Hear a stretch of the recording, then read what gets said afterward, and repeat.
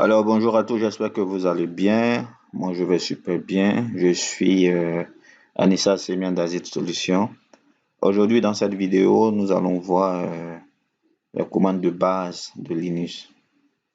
Alors particulièrement, nous allons voir trois commandes de navigation qui sont le CD, le pwd et le lx. D'accord? Alors sans plus tarder, nous allons entamer cette vidéo pour ne pas que la vidéo soit très longue afin de ne pas vous ennuyer lors du visionnage. Alors bon visionnage et prenez un cahier, prenez note.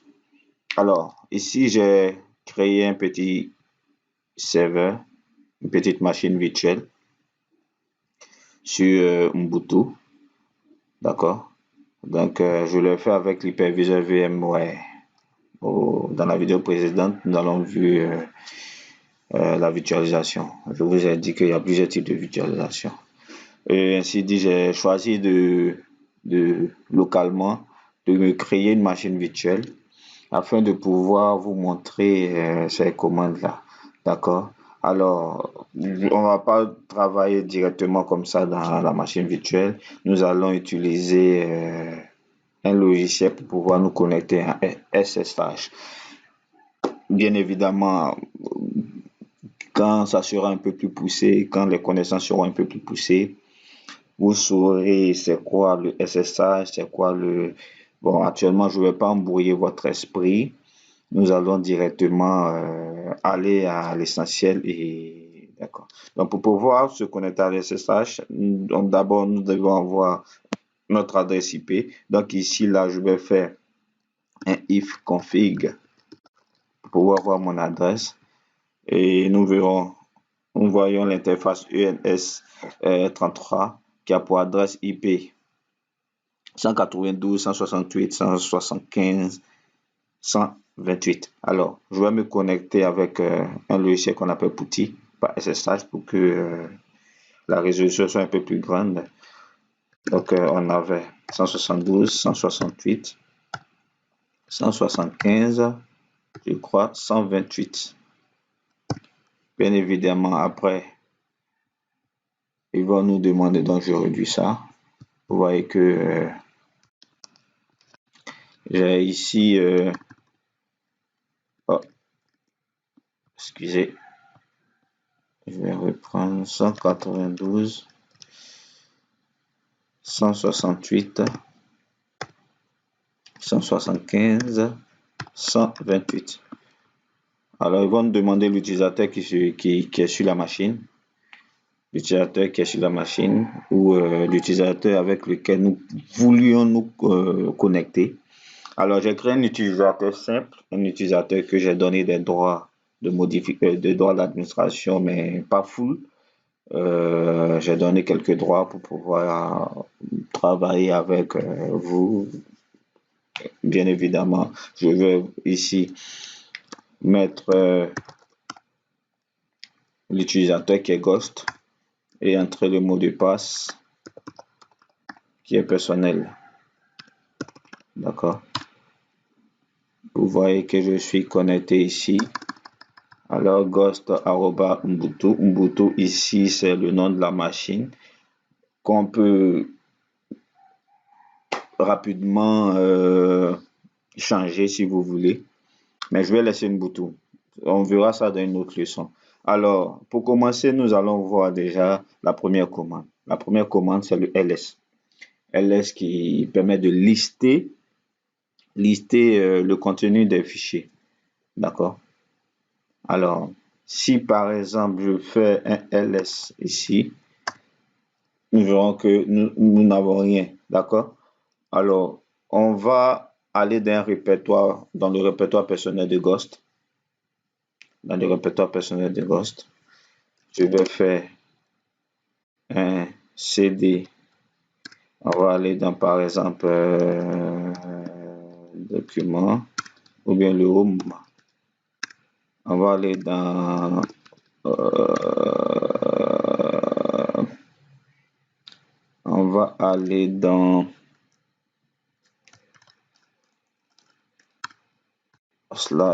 /home Ghost, comme ça. CD, je sais pas si c'est download, téléchargement. Ici, je vais créer rapidement un fichier mkd. Je vais créer un fichier mkd Toto. À l'intérieur, je vais aller dans Toto. À l'intérieur, je vais faire un touch. Je vais créer un fichier HTML, si tu veux. HTML. index.html. Ok, donc je reviens. Alors, nous sommes dans un répertoire, nous sommes dans l'utilisateur, dans le répertoire du utilisateur Ghost. D'accord. Tout à l'heure, je n'avais pas préparé, donc en même temps que vous, je prépare directement la vidéo. Donc, sachez que c'est une vidéo qui n'a pas été préparée, donc on va tout de suite directement. Alors, pour la première commande qui est ls, je vais nettoyer un peu ça par clear. Pour la première commande qui est ls, qui va nous permettre de lister un contenu. Alors, nous sommes dans le répertoire de l'utilisateur Ghost. Nous allons lister, faire un ls pour voir ce qui est à l'intérieur de Ghost. Là, quand je fais ça, je vois que j'ai un répertoire qui s'appelle Toto. Toto. Alors, comme je l'ai dit, ls permet de lister le contenu d'un fichier, d'un dossier et d'un répertoire, pour ainsi dire. D'accord? Alors, si par exemple on veut ajouter des arguments pour voir par exemple tous les dossiers ou bien les attributs du dossier, on peut faire ls-l. Vous voyez? Ici, nous verrons que dans la première partie, on a des attributions de droits, droit d'écriture, droit d'exécution et puis droit de lecture. Dans le deuxième, on voit l'utilisateur. On voit aussi ici le propriétaire. Là, on voit la taille du fichier. Ici, la date de création et le nom du fichier. D'accord? On peut aussi ajouter un ls-la pour voir s'il y a des fichiers cachés. D'accord? Le A permet de lister, de voir les fichiers cachés. Donc ici, nous voyons que nous avons des fichiers cachés qui commencent par un point bash. C'est des fichiers cachés sur Windows, on le voit dans le TMP. D'accord? Quand on affiche aussi l'attribut visualiser les fichiers cachés, on voit aussi qu'il y a des dossiers qui commencent par un point. C'est la même chose comme sur Linux. Voilà. D'accord. On peut aussi ajouter un hash pour changer la notation de la taille du fichier. D'accord. Vous voyez ici que de 4096 passe en 4,0K, un kilooctet. D'accord. Donc, en gros, ls permet de lister, tout simplement. Alors, nous allons voir la seconde commande qui est le change directory, d'accord, qui permet de se déplacer dans un fichier. Change directory, se déplacer dans un répertoire, pour dire vrai. D'accord. Alors, cd, c'est la commande en question. Il permet de nous déplacer. Alors, tout à l'heure, nous avons listé. Nous avons vu que nous avons un dossier qui s'appelle Toto. Nous allons tenter d'aller à l'intérieur de Toto. Donc, pour aller dans Toto, on va faire simplement un cd Toto. D'accord? Nous nous trouvons dans Toto pour encore utiliser la commande ls, nous allons voir ce qui se passe dans Toto. D'accord? Nous allons faire un ls. Et nous voyons le contenu de Toto. D'accord? CD aussi a plusieurs attributs. On peut faire un CD point pour se retourner, pour faire un retour en arrière. Alors, je fais un retour en arrière. Vous verrez que quand je ferai un ls, je vais voir toujours Toto. On peut faire un CD tilde pour revenir à la racine. D'accord? On peut faire un CD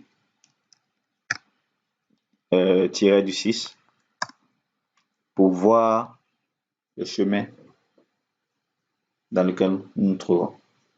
D'accord? Alors, je vais faire un clear et vous dire que CD permet de changer de répertoire, de se déplacer d'un répertoire vers un autre répertoire, tout simplement. D'accord? La dernière commande qui est le pwd print write directory. Alors la dernière commande qui est le pwd permet de voir là où on se trouve, permet de nous localiser là où on se trouve. D'accord? Si je fais un pwd, ici, nous voyons que nous nous trouvons dans le home, le /home/ghost. Alors, si je fais un déplacement, que je vais dans Toto, que je fais un pwd, vous verrez que Toto s'ajoute. En fait, il nous donne la position dans laquelle nous nous trouvons. Parfois, nous pouvons exécuter plusieurs commandes, se retrouver dans des répertoires et ne pas savoir avec quel utilisateur, parce qu'il y a plusieurs utilisateurs. Il y a le super utilisateur qui est root aussi, qui peut être utilisé pour faire certaines tâches. D'accord? Alors, nous sommes à la fin de cette première vidéo. Cette première vidéo qui a porté sur la navigation, les commandes de base. Dans la prochaine vidéo, nous verrons comment créer un dossier, comment créer un fichier et comment copier un fichier, comment aussi déplacer un fichier ou un dossier. Alors, je vous invite à vous abonner pour ne pas rater de vidéos dans les prochaines heures, ou les prochaines minutes, aussi prochains jours. Alors, soyez vraiment connectés car du lourd arrive. Du lourd arrive.